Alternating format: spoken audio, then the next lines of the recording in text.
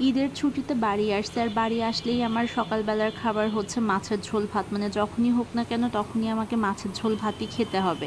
কিন্তু সকালবেলায় আমার বাবা মাছের ঝোল ভাত খাইতে একদমই পছন্দ করে না। আমার বাবার পছন্দ হচ্ছে ভর্তা ভাত।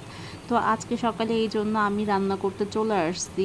তো আমি এখানে ভাতটা ফুটাইতে দিচ্ছি। ভাত যখন ফুটে যাবে তখন আমি এর ভিতরে, বাবা কালকে রাতে ঢ্যাঁড়স এনে রাখছে অনেক নরম, তো সেইগুলো সেদ্ধ দিব। আর বেগুন পুড়াইতে দিছি, যেটা বেগুন পুরানো হচ্ছে।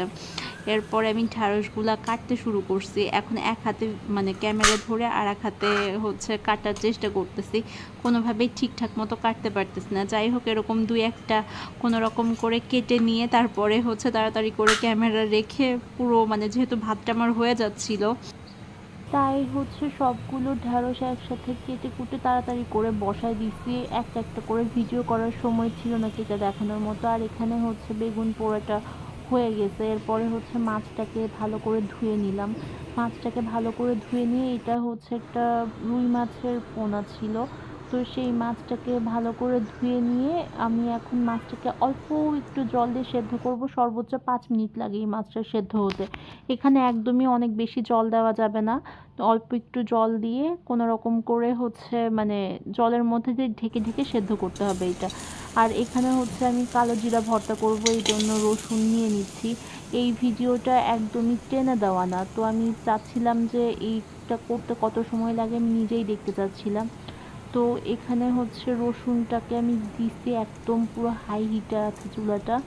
এখন কড়াইটা থেকে যখন মানে রসুনের একটুখানি আওয়াজ হয়, যদি ভাজা হয়ে যায় একটা আওয়াজ হয়, পটপট করে ফোটে, তো সেই ততক্ষণ পর্যন্ত আমি ওয়েট করছি। এরপরে যখন আমার মনে হচ্ছে যে হয়ে যাচ্ছে, খুব মানে ধোঁয়া উঠতেছিল, তো তখন হচ্ছে আমি খুন্তি দিয়ে একটু নাড়াচাড়া করে নিব। কিছু সময় নাড়াচাড়া করবো, আর এটা খুব দ্রুত হয়ে যায়। এটা আমার করতে সর্বোচ্চ মানে রসুনটাকে পুরোপুরি ঠিকঠাক হইতে 3 মিনিট মতো হইতে হয়তো বা সময় লাগবে। আর রসুনটা ভালোভাবে এই যে গায়ে কালার চলে আসছে পোড়া পোড়া একটা, কিন্তু এটা উপরে খোসা পড়তেছে, এটা খোসা সহ, এটা খোসা ছাড়ানো না। আমি খোসা সচরাচর ছাড়াই না ছোটো রসুনে, কারণ আমার অনেক কষ্ট হয়ে যায়। আর আমি সব কাজ এমনভাবে করার চেষ্টা করি যাতে আমার দ্রুত হয়। ভালোভাবে আমি ধুয়ে নিই, আর বাটলে এমনিতেই হচ্ছে ওইভাবে বোঝা যায় না। আর যাই হোক, আপনাদের যাদের খোসা সহ পছন্দ না, তো খোসা ছাড়াইও নিতে পারেন, কিন্তু আমি সব কাজে খুব ফাঁকিবাজি টাইপের করার চেষ্টা করি যাতে দ্রুত হয়ে যায়। আর এখানে এই যে রসুনটা হয়ে গেছে, রসুনটা যখন হয়ে যাবে তখন হচ্ছে আমি কালো জিরাটা দিব।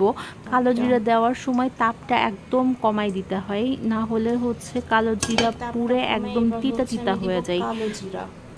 আমি চুলার তাপ একদম সব থেকে বেশি, মানে যতটুকু কমানো যায় ততটুকু কমায় আমি কালো জিরা দিয়ে দিচ্ছি। কালো জিরা হচ্ছে আমার মা ধুয়ে পরিষ্কার করে রোদে শুকায় রাখেন, তো এটা আমি আলাদা করে আর ধুয়ে নিই না। এটা বেশিক্ষণ ভাজা যাবে না, এটা জাস্ট আমি যেহেতু কড়াইতে ভীষণ গরম এবং আমি কিন্তু তাপ অনেক কমে রাখছি, একটু নাড়াচাড়া করেই আমি এটাকে হচ্ছে তুলে নিব, তুলে ঠান্ডা করতে দিব।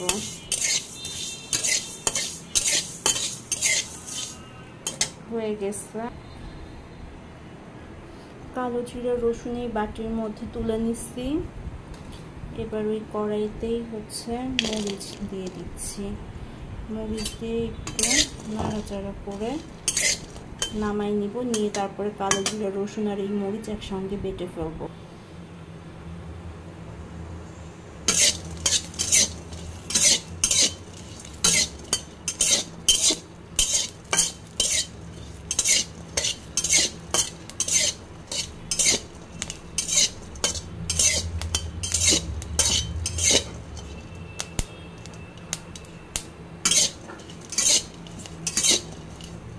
এই যে মরিচ ভাজা হয়ে গেছে, মরিচ ফুটে উঠছে, গায়ে বেশ পোড়া পোড়া একটা রঙও দেখা যাচ্ছে। তো মরিচ ভাজি হলে মরিচ এরকম ফুটে ওঠে। এখন আমি মরিচটাকেও নামাই নিচ্ছি।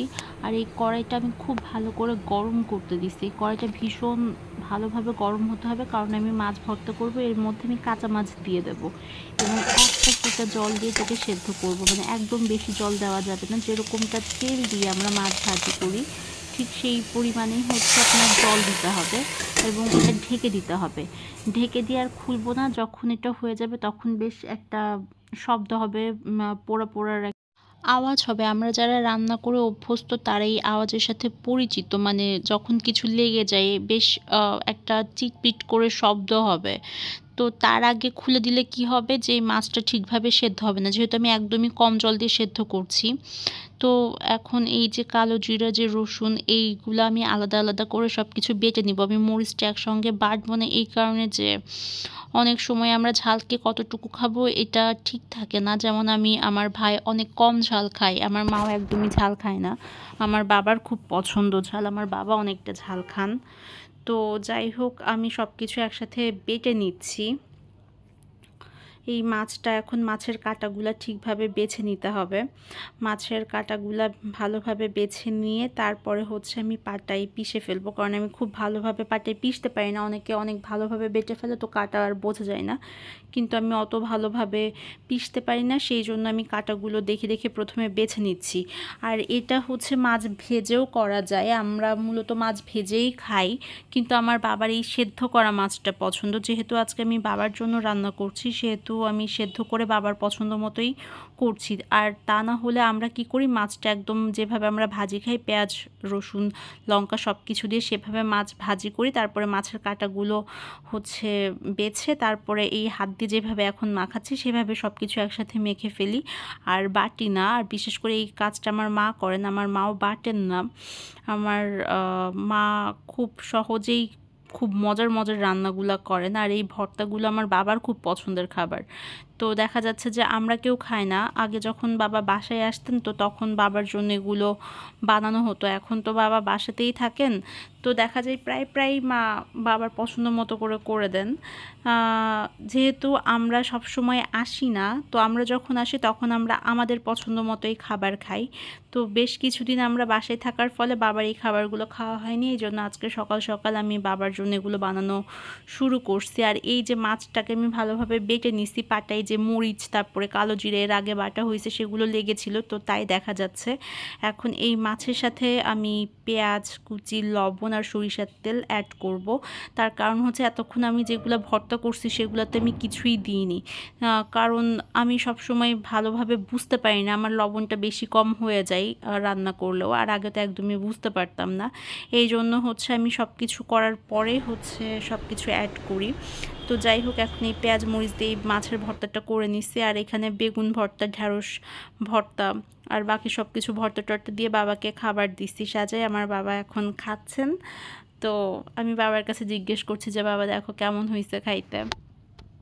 বলছে যে খাইতে যেরকমই হোক দেখতে ভালো লাগলে হয়েছে, খাওয়ার আগের কথা, পরে খেয়ে বেশ পছন্দই করছে। আর এই সকালের খাবার এডিট করতে করতে আমার আবার দুপুরের খাবার রান্না করার সময় হয়ে গেল।